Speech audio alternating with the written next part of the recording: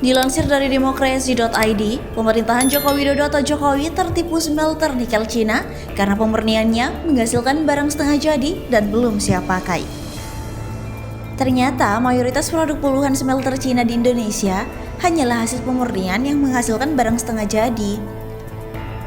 Proses hilirisasi belum sampai ke proses forming dan fabrikasi guna menghasilkan produk siap pakai.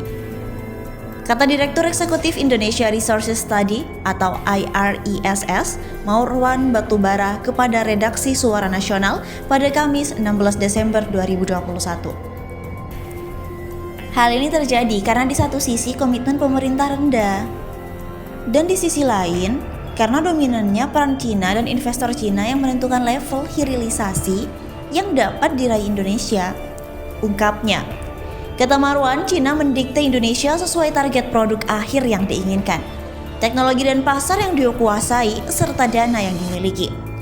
Jika oknum-oknum pejabat dan konglomerat Indonesia mengikuti saja kemauan Cina ini, atau malah ikut berkolaborasi dan memanipulasi peraturan, maka target ideal nilai tambah hilirisasi nikel hingga 19 kali lipat hanya utopia.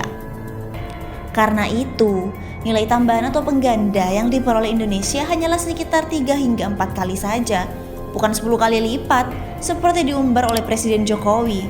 Nilai ini telah dikonfirmasi oleh LPE MUI 2019. Jelasnya, faktanya mayoritas produk smelter nikel Indonesia adalah berupa nikel pig iron atau NPI, nikel matte, ferronikel, dan nikel hydroxide, serta sedikit hasil forming berupa stainless steel. Karena masih jauh dari siap pakai, produk-produk ini diekspor ke Cina untuk proses fabrikasi. Sesuai target yang ingin diraih Cina, proses hilirisasi maksimal hingga mencapai nilai tambah 19 kali hanya terjadi di Cina.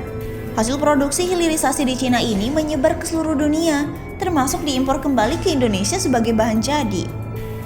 Papar Marwan menyatakan berdasarkan data IRESS, smelter nikel Cina mayoritas pekerjanya adalah TKA Cina.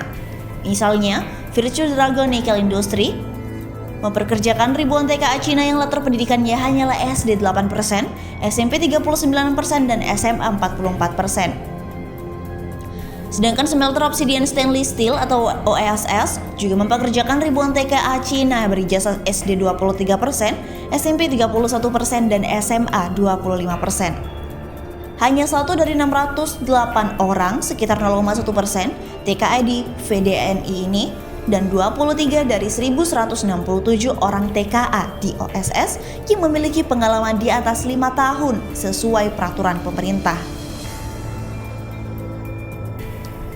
Menurut Asosiasi Penambang Nikel Indonesia atau APNI, pada akhir 2020 terdapat 25 smelter nikel yang beroperasi di Indonesia.